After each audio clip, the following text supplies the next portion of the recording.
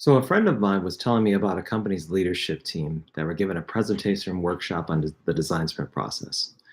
They were essentially sold on the idea that it could save a lot of time and money on innovation. It could speed up product development cycles. It can test big and bold ideas without a lot of time and added expense. And it could really see if the idea that they were thinking about was worth doing in the first place. So they chose to roll out a process to their product development teams as the default method for doing their work. Everyone concerned was going to follow the process outlined by the popular sprint book that you've probably read by Jake Knapp, or if you're familiar with the design sprint process, you're aware of it. And the expected output from the product teams was to create some design deliverables at the end of every week, or at the end of every 2 weeks. And the idea that those deliverables would be backed up by user testing and validation by customers, the people that they were going to be selling to. So this person said that after 6 months of this, nearly everyone, all the way from the leadership team to the person handing off the delivered product, was feeling some buyer's remorse, meaning that they didn't care much for the process. Some were very vocal that the overall process did not work. Some of them were actively advocating for its removal or its modification from the project development lifecycle, in lieu of some other possibilities or going back to the old way of doing things. So what I was really interested in finding out from this person was, why did this adoption of the design sprint process fail so spectacularly? Why did it suddenly fall flat on its face given the presentation and the promise of what it was meant to do?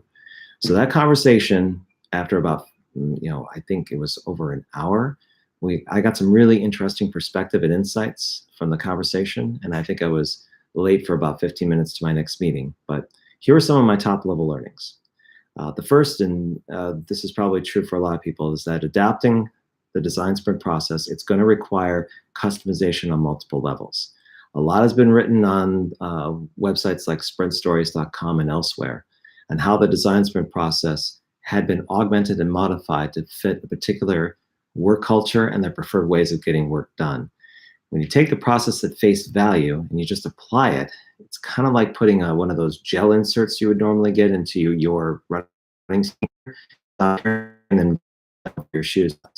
It's a bad fit. You really can't go anywhere. Also, something that was apparent right from the go, from our conversation, was that the design sprint process is not plug and play. Anyone, and I'm anyone who tries to sell you, that on this point alone really doesn't care about you or your business. It's a method that optimizes the available time people have to work on their projects. It works best when you cater the process towards people's inherent strengths and the goals of what you're trying to achieve, as well as the business outcomes. But just doing the 5-day process alone is not going to guarantee success. You also need humans to understand each other first. There's a very solid argument that the design sprint process isn't effective when it's done in isolation. Maybe for some situations it could be, but you need to socialize both the process and the approach. You have to figure out how others would like to navigate or would like to engage it, whether they're a researcher, a developer, a designer, or what have you. You might find that certain activities or variations of the process, maybe just like a couple of activities, are perfect for particular situations, and that might be enough for some. You don't have to necessarily adopt it wholeheartedly, thinking that if you do this, this end result is going to happen. You really need to understand the work culture that you're working in and the preferences that people have to engage not only the work, but also each other, and trying to figure out how to optimize their time. Finally, you want to make sure that after all is said and done, you have a final act. Ultimately, you need to know how this story ends. In other words, what is the business outcome you and your team are working towards? It doesn't end with the conclusion of the design sprint. That's a misnomer. If it does, you're not doing it right. Get clear on what your company or department or team goals and objectives are, and reverse engineer from that endpoint your efforts to make sure that they map to what you're attempting to do with the sprint process. That's something that I find people not doing enough of, is that if you have an end goal in mind, if you have a revenue target, if you have a market share target, if you have an improvement to an existing process, once you visualize that and you figure out what that is, starting from that endpoint and reverse engineering backwards to figure out where in the overall effort that you're thinking about the design, where in the design sprint process seems to make a lot of sense, rather than just expecting that that process will illuminate the end for you. Stories like this one will probably continue to surface as more teams and individuals try the design sprint process.